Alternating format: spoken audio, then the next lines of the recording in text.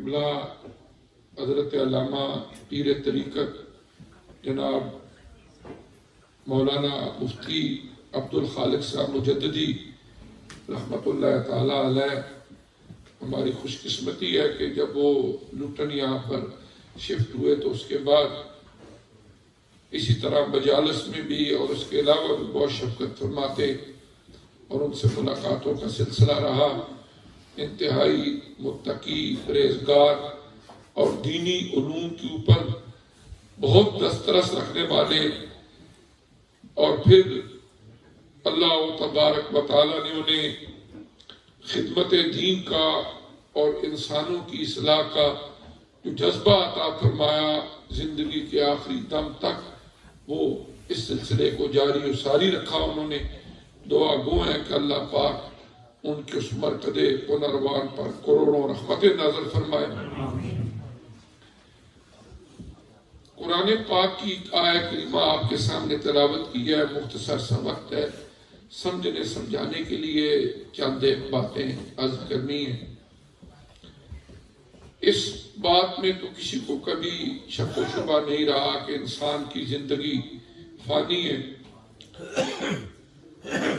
اور ایک وقت مقررہ پر وہ چاہے یا نہ چاہے وقت آ گیا تو اس نے اللہ کے حضور پیش ہو جانا ہے۔ اب یہ دنیا کی زندگی ہے کیا،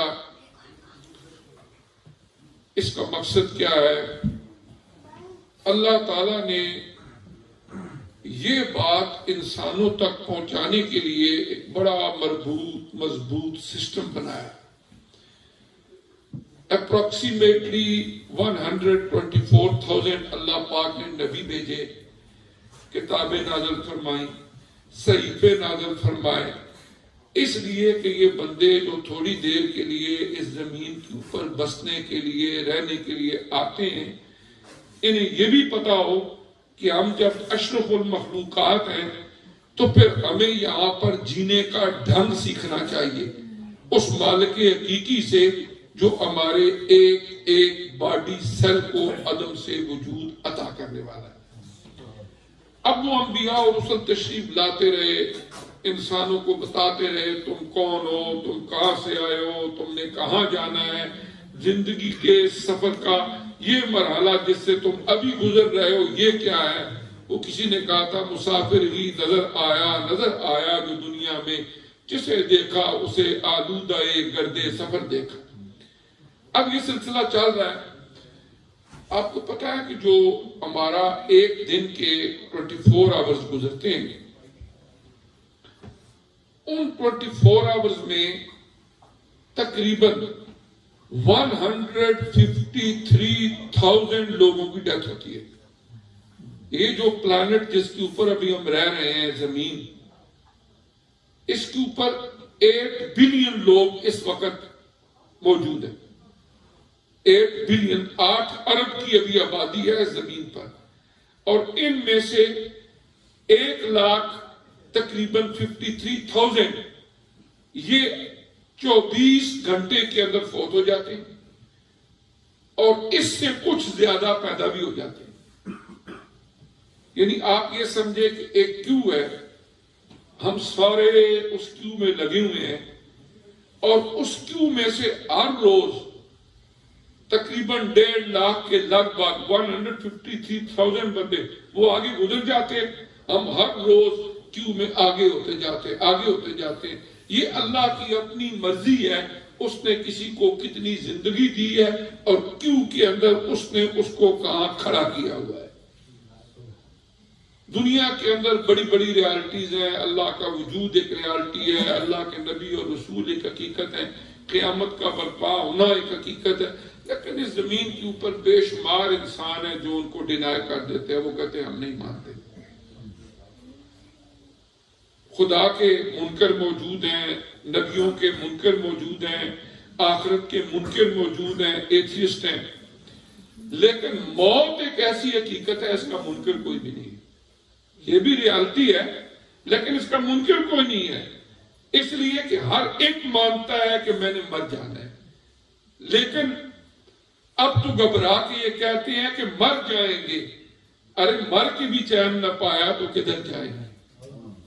اصل بات تو یہ ہے کہ زندگی کی ساری سٹیجز میں سے عموماً ہم جب زندگی کی بات کرتے ہیں نا تو ہمارے ہاں یہ ہوتا ہے کہ ڈیٹ آف برتھ سے لے کر ڈیٹ آف ڈیتھ تک جتنی ڈیوریشن ہے دیٹس دا لائف. کتنی عمر تھی جی؟ 60 سال کے تھے، 50 سال کے تھے، 30 سال کے تھے، 80 سال کے تھے، فلاں بندہ فوت ہو گیا. اتنی عمر تھی. لیکن اگر ہم اسلامک پوائنٹ آف ویو سے دیکھیں تو زندگی کی پیمائش کا یہ طریقہ اسلامی نہیں ہے.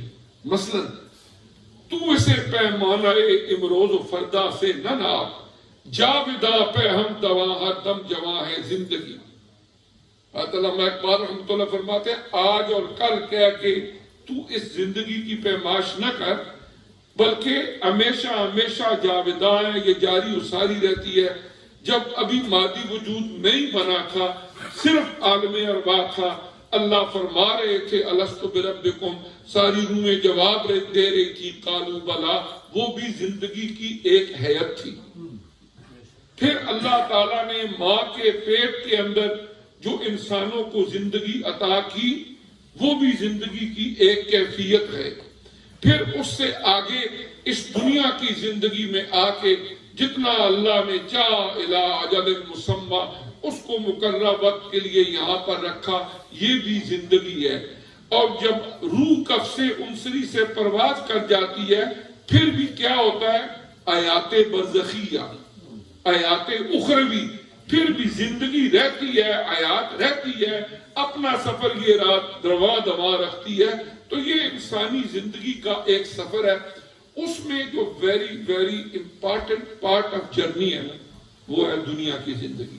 اس لیے کہ قرآن کی کسی آیت میں اور احادیث مبارکہ میں یہ نہیں ہے کہ جو ہم نے عالم ارواح میں وقت گزارا ہم سے پوچھا جائے گا، یا ماں کے پیٹ میں ایک بچہ تھا اس نے وہاں کیا کیا، سوال جواب ہوگا. نہیں، بلکہ بلوغت سے پہلے بھی اللہ نے معاف کیا. اب بلوغت کے بعد، اس کے بعد آدمی جب بڑا ہو جاتا ہے وہ رسپانسیبل ہے. اب اللہ تعالیٰ جو بھی وہ بندہ عمل کرتا ہے، ایک نظام رکھا، کرامن کاتبین مقرر کیے، ہر قول ہر عمل کو لکھا جاتا ہے، اور وہ کتاب کسی کو دائیں ہاتھ میں کسی کو بائیں ہاتھ میں بروز حشر دے دی جائے گی. حساب و کتاب ہوگا. اب کیا ہے کہ ہر چیز لکھی جاتی ہے. اب یہ دنیا کی زندگی کا ایسا اللہ نے نظام رکھا ہے کہ جس کے اندر اللہ تبارک و تعالی نے اس مقصد زندگی سے آگاہ کرنے کے لیے انبیاء اور رسل کی ڈیوٹی لگائی.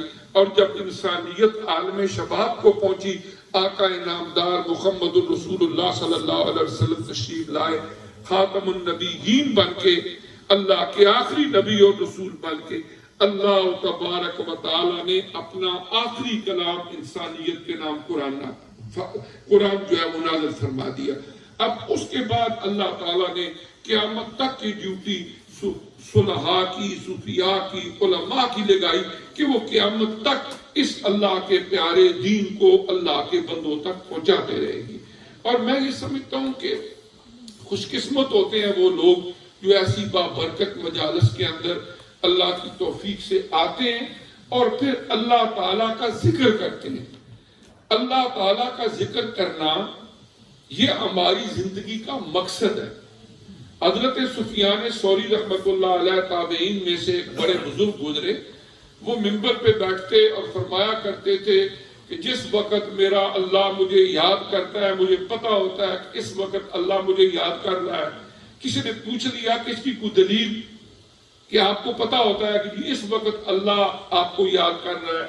تو فرمانے لگے کہ اللہ پاک قرآن میں فرماتا ہے لا یخلف المیعاد، اپنے وعدے کے خلاف نہیں کرتا. نمبر 1. نمبر 2 فرماتا ہے فاذکرونی اذکرکم، تم مجھے یاد کرو میں تمہیں یاد کروں گا.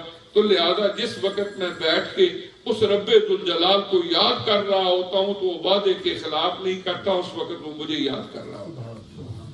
تو بندہ جب اللہ کو یاد کرتا ہے، اس سے نہ صرف یہ کہ دل کو سکون ملتا ہے، بلکہ اللہ تبارک و تعالی ایمان کو تقویت عطا کرتے ہیں، اور ذکر الہی کی انگنت لاتعداد برکات ہیں، اور انسان کے اندر فکر آخرت پیدا ہوتی ہے، عبادات کے اندر دل لگتا ہے، اور جب اللہ کی ضرب اپنے قلب پر ہم لگاتے ہیں اور یہ بندہ ایک روٹین بنا لیتا ہے اللہ کے نام کو یاد کرنا، تو یہی اللہ تبارک و تعالیٰ کا ذکر دنیا میں بھی انسان کو قلبی اطمینان، سکون، اور آخرت کے اندر بھی راحت جان بنتا ہے۔ آخری ایک بات عرض کر کے میں اجازت چاہوں گا کہ عموماً آپ کہیں پر بھی جاتے ہیں، جب محفل ذکر ہوتی ہے اور جتنے بھی سلاسل طریقت ہیں ہمارے، ان میں قدر مشترک یہ ہے، کمبائن مشن یہ ہے کہ وہ کثرت کے ساتھ اللہ کا ذکر کرتے ہیں۔ کوئی جار کرے، کوئی سری کرے، خفی کرے، کوئی بھی ذکر ہو، لیکن ایک قدر مشترک یہ ہے کہ تمام سلاسل طریقت کے اندر اللہ کو کثرت سے یاد کرنے کی تلقین کی جاتی ہے۔ اب جتنے بھی سلاسل ہیں ان میں ہوتا ہے لا الہ الا اللہ یا اللہ، کہتے ہیں قلب پہ ضرب لگاؤ۔ اب سوال یہ پیدا ہوتا ہے کہ کانوں کو بھی ضرورت ہے کہ اللہ کے نام کی ضربیں لگیں، آنکھوں کو بھی ضرورت ہے، آنکھوں کو بھی ضرورت ہے، why only heart؟ دل ہی کیوں؟ ایک سوال ہے۔ تو اس کی بات سمجھ میں یہ آتی ہے کہ اگر اس ہارٹ کو ہم میڈیکلی ڈاکٹر سے پوچھیں تو وہ کہتے ہیں یہ پمپنگ مشین ہے، پمپنگ سٹیشن ہے۔ جس طرح ہمارے گھروں کے اندر ریڈیٹرز لگے ہوئے ہیں، ایک پیچھے پمپ ہے، وہاں سے آگے پانی جو ہے وہ آگے آتا ہے، پھر پورے گھر کے اندر گردش کرتا ہے۔ اسی طرح یہاں دل سے آگے پمپ ہو کے پورے وجود کے اندر سرکولیٹ کرتا ہے ہمارا بلڈ۔ اور جس وقت ایک بندہ 5 منٹ 10 منٹ بیٹھ کے اللہ کے پاک نام کی ضرب اپنے دل پہ لگاتا جاتا ہے، وہ خون کا ایک ایک قطرہ جو یہاں سے آگے گزر کے سرکولیٹ ہو رہا ہے، جب آنکھوں تک آتا ہے تو اللہ کے نام کی برکت سے اس میں شرم و حیا آ جاتی ہے۔ ہاتھوں تک آتا ہے تو ان میں نیکی کی سکت پیدا ہو جاتی ہے، پاؤں تک آتا ہے تو نیکی کی طرف چل کے جانے کا جذبہ پیدا ہو جاتا ہے، دماغ کی نسوں تک جاتا ہے تو سوچ کا دھارا درست ہو جاتا ہے۔ یہ اللہ تعالیٰ کے اس پاک نام کی برکت ہے کہ جب ہم اللہ کے نام کی ضربیں اپنے دل پہ لگاتے ہیں، جو انوارات اور برکات اللہ تعالیٰ نازل فرماتے ہیں ہمارے قلب کے اوپر، وہاں سے جانے والا ایک ایک خون کا قطرہ اس سے منور ہوتا ہے۔ اور اسی لیے جب آپ ذکر کر کے فارغ ہوتے ہیں کیفیت مختلف ہوتی ہے، اور ذکر چھوڑ دینے کی کیفیت مختلف ہوتی ہے۔ قرآن خود فرماتا ہے وَمَن يَعْشُ عَن ذِكْرِ الرَّحْمَنِ نُقَيِّضْ لَهُ شَيْطَانًا وَهُوَ لَهُ قَرِينٌ، کہ جو بندہ اللہ کے ذکر سے دور ہٹ جاتا ہے، ہم اس کے لیے ایک شیطان مقرر کر دیتے ہیں اور وہ اس کا کلوز فرینڈ بن جاتا ہے۔ اور اگر کبھی کبھی نا بندے کو ویسے ہی گھبراہٹ سی ہونے لگ جاتی ہے، بندے کو بے سکونی سی فیل ہونی شروع ہو جاتی ہے، وہ سوچے میرے پاس کوئی فائنینشل پرابلم تو نہیں، نو الحمدللہ سب ٹھیک ہے، کوئی گھریلو پرابلم نہیں، کوئی بزنس کی پرابلم نہیں۔ جب بندہ سب طرف غور کرے تو کہے نہیں، پھر اس کو جب ماہرین نفسیات کے پاس جاتا ہے تو وہ کہتے ہیں دیٹس ان نون فیئر، چونکہ کوئی پتہ ہی کو نہیں کیا وجہ ہے، ان نون fair. Islamic point of view سے وہ ان نون فیئر نہیں ہے، that is known fair. And what's that? کہ اللہ کے ذکر کو تم نے چھوڑ دیا۔ آج اللہ کا ذکر کرنا شروع کر دو، اللہ پاک یہاں سکون عطا فرما دیں گے۔ اللہ بذکر اللہ تطمئن القلوب، آگاہ ہو جاؤ کہ دلوں کا ذکر، دلوں کا اطمینان اللہ کے ذکر سے وابستہ ہے۔ اللہ پاک تمہیں بھی مجھے بھی سب کو اللہ پاک ذکر کی توفیق دے۔ جزاکم اللہ۔